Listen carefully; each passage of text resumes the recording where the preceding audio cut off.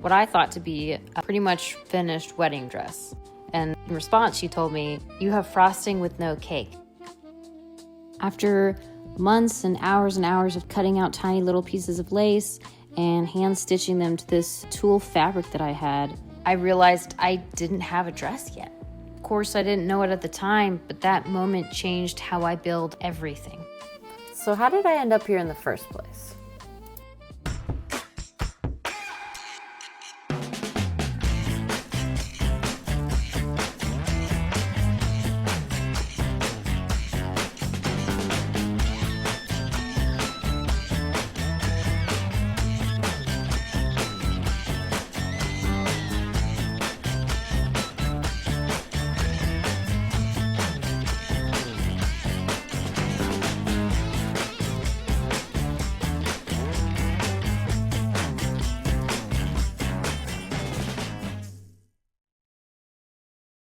Here's a sneak peek of the dress before I get into the process.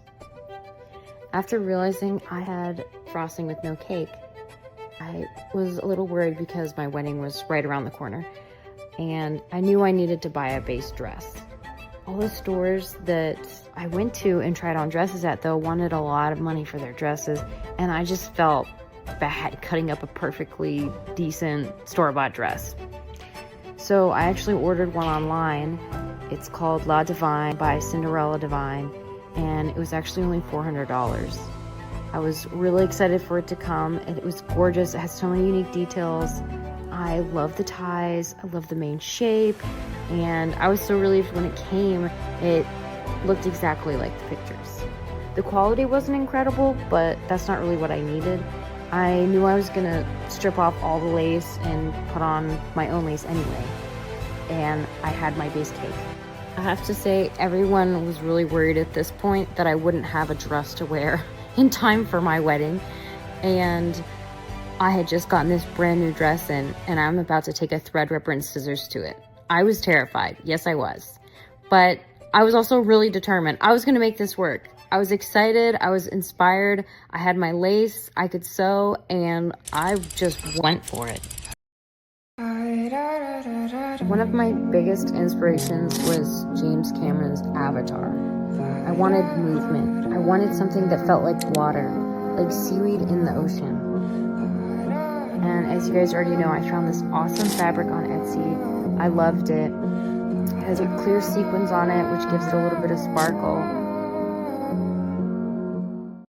And that same lace that I painstakingly took off the tulle piece by piece, that's exactly what I used to resew onto this main dress. So each tiny little piece of lace was hand sewn to the bodice, and I had even had some cascading down the front of the skirt too. I used my new sewing machine and iron, which I just got at Walmart. Nothing crazy, nothing fancy, and I used those for all the hems. I loved the sides had these drawstrings, kind of like ballerina ribbons or pulls, because when I was fitting myself, I realized whether I gained or lost weight for the wedding, I could just easily cinch it or loosen it on the sides and in the back. I also raised the slit. I cut it up much higher on one side. With that being said, a lot of ideas and a lot of help came from my mother-in-law. I absolutely love my mother-in-law. She's literally the best. She loved that I was customizing my dress because she's also an artist. She was a little worried that I wouldn't have it done in time, but I basically finished the dress almost 95%. I was getting pretty close to the wedding day. She looked at it and she was like, "It is beautiful." And then she goes, "Let me redo all the hems on the bottom for you, okay?" What you doing there, Mama? Oh, are you videotaping? I am now. I am finishing my wedding dress. But the boobs are too small for me. Oh, no. Oh. I think it turned out really beautiful. It's beautiful. Here's the final result. And I have to say, I felt like a goddess in my dress. I absolutely loved it. It was so perfect because it was custom, it was mine. I got to tell people I made it, which made me feel so proud. And it was totally worth the long process. All the ups and the downs, all the learning curves along the way. I had wanted something that was light and airy because I got married on the beach. And I also wanted something that was custom. Of course, I wanted to have a hand in the dress that I wore.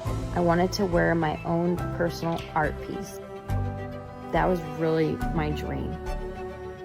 That's when I realized frosting is beautiful, but without structure, it just collapses. And I don't just mean in dresses. If you'd like to see some of the other things I made for the wedding, like purses for my bridesmaids, gifts for my moms, I would love to share that process with you.